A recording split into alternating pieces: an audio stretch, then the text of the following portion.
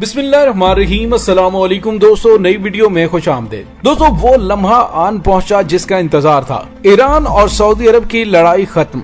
बिन सलमान और हसन रूहानी की अहम मुलाकात होने जा रही है। दोस्तों, क्या वजीर आजम पाकिस्तान इमरान खान और Pakistani army chief general Qamar Javed Bajwa की स्ट्रेटेजी काम कर गई है और इन बैकडोर मुज़ाकरात में पाकिस्तान का कितना अहम किरदार है? दोस्तों, इन तमाम तफसीलात के हवाले से हम आज की वीडियो में बात करेंगे। इस वीडियो को ज्यादा से ज्यादा फेसबुक, व्हाट्सएप और सोशल मीडिया पर शेयर जरूर करें। शेयर और लाइक करने के साथ साथ कमेंट बॉक्स में पाक फौज जिंदाबाद, पाकिस्तान पाइंदाबाद और पाकिस्तान के गुमनाम हीरोज को सलाम का नारा कमेंट जरूर कीजिएगा। दोस्तों, कोई भी मुल्क किसी मुल्क का हमेशा दुश्मन नहीं रहता और न ही कोई किसी मुल्क का हमेशा दोस्त रहता है। अगर हालिया दिनों के अंदर देखा जाए तो पाकिस्तान और रूस के ताल्लुकात जो कि बहुत ज्यादा कशीदा रहे हैं, बिलाखिर ये दोनों ममालिक एक दूसरे के इंतहाई करीब होना शुरू हो गए हैं। दोस्तों, 2020 और 21 के अंदर ऐसी ड्रामाई तब्दीलियां आई हैं कि जिसकी वजह से कौमी मुफादात की खातिर ममालिक एक दूसरे के साथ दोस्तियां बढ़ा रहे हैं और दुश्मनियां भी बढ़ रही हैं। दोस्तों, गुज़िश्ता 2 सालों में पाकिस्तान की जानिब से सऊदी अरब और ईरान के दरमियान ताल्लुकात को बेहतर करवाने का बेड़ा उठाया गया। वज़ीर आज़म पाकिस्तान इमरान खान ने सऊदी अरब का और उसके बाद ईरान का दौरा भी किया, लेकिन उसके बाद फौरी तौर पर हालात इस तरह से बदले कि कोई बड़ी पेशरफ सामने ना आ सकी, लेकिन बैकडोर राबते जारी रहे। और दोस्तों, अब जो बड़ी खबर सामने आई है उसको बरतानवी अखबार फाइनेंशियल टाइम्स ने रिपोर्ट किया है और इसके अलावा यरूशलेम पोस्ट ने भी खबर को ब्रेक किया है, जिसमें बताया गया है कि सऊदी अरब और ईरान के दरमियान ताल्लुकात में बेहतरी के लिए मुज़ाकरात शुरू हुए हैं। दोस्तों, ताल्लुकात में बेहतरी के लिए सऊदी अरब और ईरान के सीनियर हुकाम की बराह रास्त मुलाकातें हुई हैं, जो मशरिक़ वुस्ता में अमन के लिए इंतहाई अहम पेशरफ्त है। सऊदी अरब और ईरान के दरमियान बातचीत का पहला दौर 9 अप्रैल को बगदाद में हुआ था, जिसमें हौसी बागियों के हमलों समेत दीगर मामलात को भी जेरे बहस लाया गया। दोनों ममालिक ने बातचीत से मुतालिक खबरों पर किसी किस्म का रद्द अमल नहीं दिया, जबकि दूसरी जानिब एक सीनियर सऊदी हुकाम ने ईरान से मुज़ाकरात की खबरों को मुस्तरद कर दिया है। वाज़ेह है कि सऊदी अरब और ईरान के दरमियान गुज़िश्ता 4 साल से सफारती ताल्लुकात मुनक़ता हैं, जबकि सऊदी अरब की जानिब से हौसी बागियों के मिसाइल हमलों और ड्रोन हमलों में ईरान के मुलव्वस होने का इल्जाम लगाया जाता रहा है, जिसकी वजह से दोनों ममालिक के दरमियान कशीदगी बरकरार है। और दोस्तों, अब बिलाखिर 4 साल के बाद ताल्लुकात बेहतर करने के लिए मुलाकातों के अदवार शुरू हो गए हैं। दोस्तों, यहाँ पे आपको ये बताते चलें कि इन दोनों ममालिक के दरमियान बातचीत का ये पहला राउंड था, जिसमें 9 अप्रैल को इराकी दारुल हुकूमत बगदाद में सऊदी अरब और ईरान के सीनियर हुकाम की मुलाकात हुई है। और दोस्तों, इस पहले राउंड की मुलाकात में हौसियों की तरफ से सऊदी अरब पर किए जाने वाले बैलिस्टिक मिसाइलों और ड्रोन हमलों के मामलात को भी जेरे बहस लाया गया। दोस्तों, यहाँ पे आपको ये बताते चलें कि बरतानवी नशियाती इदारे रॉयटर्स ने रिपोर्ट किया है कि सऊदी अरब की तरफ से इन मुलाकात के बारे में कोई रद्द अमल नहीं दिया गया, जबकि ईरानी हुकाम भी इस पर बात के लिए दस्तयाब नहीं हुए। दोस्तों, यहाँ पे आपको ये बताते चलें कि 4 साल कबल सऊदी अरब और ईरान ने एक दूसरे के साथ सफारती रवाबित खत्म कर दिए थे और उसके बाद से दोनों ममालिक के दरमियान इस सतह का ये पहला राबिता है।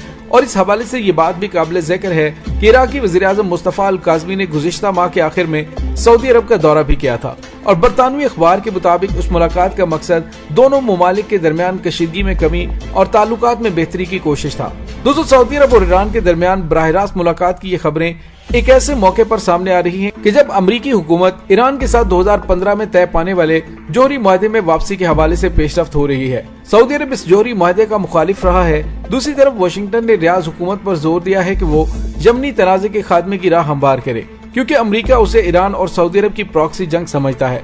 दोस्तों, रियाज हुकूमत ईरान के जोहरी मुआहदे के हवाले से सख्त जवाबित की हामी है। साथ ही उसका मौक़िफ़ है कि इस हवाले से बातचीत में खलीजी ममालिक को भी शामिल किया जाए और ईरान के जोहरी प्रोग्राम के साथ साथ उसके मिसाइल प्रोग्राम को भी मुआहदे का हिस्सा बनाया जाए। दोस्तों, यहाँ पे आपको ये भी बताते चलें कि इन ताल्लुकात की बेहतरी में पाकिस्तान की जानिब से भी कलीदी किरदार अदा किया गया है। और दोस्तों, उनमें बैकडोर राबिते, खुफिया मुज़ाकरात ऐसे होते हैं जिनको पब्लिक नहीं किया जाता। जिस तरह से इस खबर के ब्रेक होने के बाद ईरानी के सऊदी हुकाम की जानिब से इसकी तस्दीक नहीं की गई। लेकिन दोस्तों, यहाँ पे आपको ये भी बताते चले कि पाकिस्तान और भारत जो कि एक दूसरे के असली दुश्मन हैं, लेकिन गुज़िश्ता कई सालों से पाकिस्तान और भारत की खुफिया एजेंसियों के दरमियान बैकडोर चैनल राबिते होते रहे और मुत्तहिदा अरब अमारात की जानिब से ये इंकशाफ किया गया कि वो इन रवाबित में एक पुल का किरदार अदा करते हुए अपने दोनों दोस्त ममालिक के दरमियान ताल्लुकात बेहतर करने का ख्वाहा है और उसके लिए वो कोशिशें भी कर रहा है। और दोस्तों, इसी तरह से पाकिस्तान और भारत की जानिब से इस खबर को ब्रेक नहीं किया गया, बल्कि इस खबर को ब्रेक मुत्तहिदा अरब अमारात की जानिब से किया गया था। यानी दोनों ममालिक हल तलब मसाइल के हवाले से बैकडोर राब्ते करते रहे हैं। और दोस्तों इसी तरह से पाकिस्तान की जानिब से जब ये ऐलान किया गया कि पाकिस्तान सऊदी अरब और ईरान दोनों ममालिक की मेजबानी कर सकता है और इन दोनों बरादर ममालिक को पेशकश करता है कि वो पुरअमन अंदाज से अपने इख्तलाफात को खत्म करके बातचीत की कोशिश करें। और वजीर आजम पाकिस्तान इमरान खान का कहना था कि ईरान और सऊदी अरब के दरमियान तनाज़ा सिर्फ और सिर्फ खित्ता नहीं बल्कि कई तरक्की पजीर ममालिक को मुतासिर कर रहा है। और दोस्तों जैसे ये खबर सामने आई तो उसके बाद इन दोनों ममालिक के दरमियान बेहतर होते ताल्लुकात का जिनको नुकसान था उन्होंने फौरी तौर पर इन ताल्लुकात को बेहतर होने के रास्ते में रोड़े अटकाने शुरू कर दिए और ये मामला बज़ाहिर ठप हो गया। लेकिन दोस्तों बैकडोर मुज़ाकरात चलते रहे और बातचीत होती रही, जिसका नतीजा बगदाद में ईरान और सऊदी अरब के आला हुकाम की मुलाकातें हैं। दोस्तों बज़ाहिर देखा जाए तो ईरान और सऊदी अरब के तनाज़ात बहुत गहरे हैं और दोनों ममालिक के दरमियान खित्ते में ताकत के हुसूल की जंग है।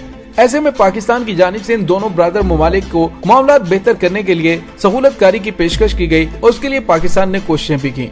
दोस्तों सवाल ये पैदा होता है कि मौजूदा सूरत हाल में सऊदी अरब ईरान के साथ ताल्लुकात बेहतर करने और मुलाकातें करने पर क्यों राजी हुआ है। तो दोस्तों उसकी वजह सिर्फ ये है कि आहिस्ता आहिस्ता अमेरिका का किरदार खुलकर सामने आ गया है। सऊदी अरब को भी अंदाजा हो चला है कि ईरान प्रॉक्सी वार लड़के उसे बहुत ज्यादा कमजोर कर सकता है। यमन के हौसियों की जानिब से बढ़ते हुए हमलों की वजह से सऊदी अरब की मईशत को शदीद नुकसान पहुंचा है और सऊदी अरब की कोशिश है कि किसी तरीके से इन मामलात को सेटल करके बाइज्जत तरीके से यमन जंग से बाहर निकला जाए। और दोस्तों यहाँ पे आपको ये भी बताते चलें कि हालात तेजी से तब्दील हो रहे हैं और सऊदी वलीअहद मोहम्मद बिन सलमान एक रोशन ख्याल लीडर के तौर पर उभरना चाहते हैं और ईरान भी अपने आप को बतौर इत्तेदाल पसंद जाहिर करने की कोशिश कर रहा है। ऐसे में जंग से दोनों ममालिक को बहुत ज्यादा नुकसान पहुंच सकता है। दोस्तों यमन में ईरान और सऊदी अरब की प्रॉक्सी जंग जारी है और इस मसले का हल नहीं निकल पा रहा। सऊदी अरब की तेल तंसीबात पर हमले इस मुल्क के लिए बहुत बड़ा धचका है और अब हाल ही में तुर्की की जानिब से शाम में कुर्द मलेशिया पर हमले की सूरत में सऊदी अरब जंग का बढ़ावा देख रहा है और उसे खतरा है कि ये तनाज़ा मुमकिन तौर पर मशरिक़ वुस्ता में फैल सकता है।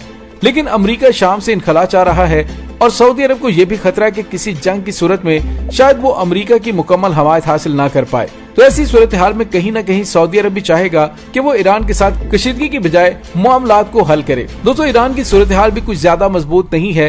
ईरान पर अमेरिका की इक्तिसादी पाबंदियां बरकरार हैं और सऊदी अरब के साथ कशीदगी के बायस जंग की सूरत में उसे कसीर सरमाया दरकार होगा और बिल आखिर दोनों फ्रीकैन बातचीत की मेज पर आ ही गए हैं। और दोस्तों यहाँ पे आपको ये भी बताते चलें क्योंकि सऊदी अरब और ईरान चीन के बहुत बड़े पार्टनर हैं। इसी वजह से गुज़िश्ता 2 हफ्ते पहले चीन की जानिब से ऐलान किया गया था कि चीन यमन जंग को खत्म करवाने के लिए किरदार अदा करने के लिए तैयार है और इसके लिए उन्होंने बीजिंग में यमनी, सऊदी अरब और ईरानी हुकाम की मुलाकातें भी शेड्यूल की थी। दोस्तों इससे जाहिर ये होता है चीन अपने तमाम पार्टनर ममालिक के साथ अच्छे ताल्लुकात का ख्वाह है और वो चाहता है कि इन ममालिक के आपस में भी ताल्लुकात बेहतर हों। और दोस्तों कहा यह जा रहा है कि पाकिस्तान की जानिब से की जाने वाली कोशिशों की वजह से भी ये दोनों ममालिक एक दूसरे के करीब आए हैं। दोस्तों यहाँ पे आपको ये भी बताते चलें कि माजी में पाकिस्तान का नाम जिस तरह से इंतहा पसंद ममालिक की फहरिस्त में शामिल किया जाता रहा और इससे खतरनाक तरीन मुल्क करार दिया जाता रहा, हालिया दिनों में पाकिस्तान के किरदार की वजह से आलमी सतह पर पाकिस्तान का इमेज बेहतर हुआ है, जिसमें पाकिस्तान ने अफगान अमन अमल में अमेरिका की मदद की और अफगानिस्तान से फौजें निकालने और अमन कायम करने के लिए कलीदी किरदार अदा किया। और दोस्तों अगर पाकिस्तान सऊदी अरब और ईरान के दरमियान बातचीत करवा के मामलात को सेटल करवा दे और दुश्मनी खत्म हो जाए तो आलमी सतह पर पाकिस्तान अपना मुस्बत तासुर दुनिया के सामने पेश कर सकता है।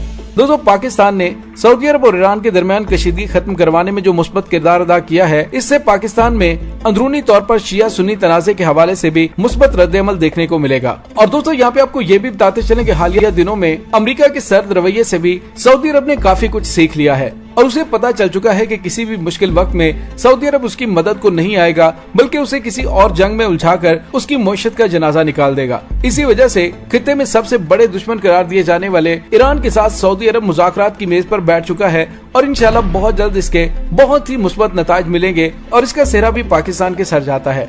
दोस्तों इसके साथ ही डॉक्टर अली को इजाजत दीजिए, इंशाल्लाह बहुत जल्द मिलते हैं एक नई वीडियो में। तब तक के लिए अपना बहुत सारा ख्याल रखिएगा। पाक फौज जिंदाबाद, पाकिस्तान पाइंदाबाद, पाकिस्तान के गुमनाम हीरोज को सलाम। अल्लाह वारिस।